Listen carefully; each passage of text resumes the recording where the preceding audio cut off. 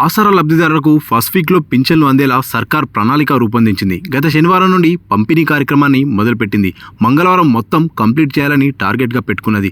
దీంతో రాష్ట్ర చరిత్రలోనే మొదటిసారి మొదటి వారంలో ఆసరా పింఛన్లు అందాయి. కాగా ఇప్పటి నుండి ప్రతి నెల మొదటి వారంలోనే పెన్షన్ల పంపిణీ పూర్తి చేయాలని ప్రభుత్వం భావిస్తున్నట్టు తెలిసింది. ఇందుకు కావాల్సిన నిధులను ముందుగానే రెడీ చేయాలని ఫైనాన్స్ మినిస్టర్ బట్టి విక్రమార్క అధికారులను ఆదేశించినట్టు సమాచారం.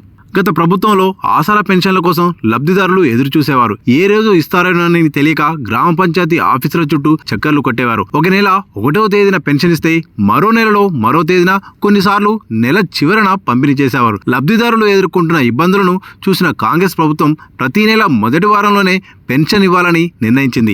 ఈ నెలలో 4వ తేదీన ప్రారంభించిన పెన్షన్ల పంపిణీ 6-7 తేదీలో పూర్తి చేయాలని టార్గెట్గా పెట్టుకున్నది. దీంతో రాష్ట్ర వ్యాప్తంగా ప్రతి గ్రామంలో పెన్షన్ల పంపిణీ ప్రోగ్రాం కొనసాగుతున్నది.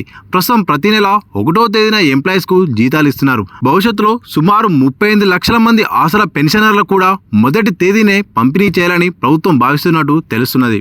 ఆసరా పెన్షన్ల కింద వృద్ధులు, వికలాంగులు, వితంతువులు, బీడీ వర్కర్స్, ఒంటరి మహిళలకు ఆర్థిక సాయం అందజేస్తున్నారు. గత ప్రభుత్వంలో ప్రతి నెల చివరన పెన్షన్ ఇచ్చేవారు.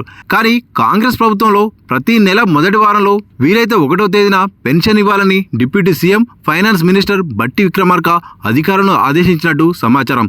దీంతో అధికారులు ఎంప్లాయీస్కు జీతాలు ఇచ్చిన వెంటనే ఆసరా పెన్షన్లకు కావాల్సిన నిధులను విడుదల చేశారు. ఎంప్లాయీస్కు ప్రతి నెల ఫస్ట్న టాంచన్గా జీతాలు ఇస్తున్నాం, పెన్షన్దారులకు పెన్షన్ ఇస్తున్నాం, అలాగే ఆసరా లబ్ధిదారులకు పెన్షన్లు ఇవ్వండి, అందుకు కావలసిన నిధులను ముందే రెడీ చేయండి అని బట్టి విక్రమార్క ఆదేశాలు జారీ చేసినట్టు ప్రభుత్వ వర్గాల్లో చర్చ జరుగుతున్నది.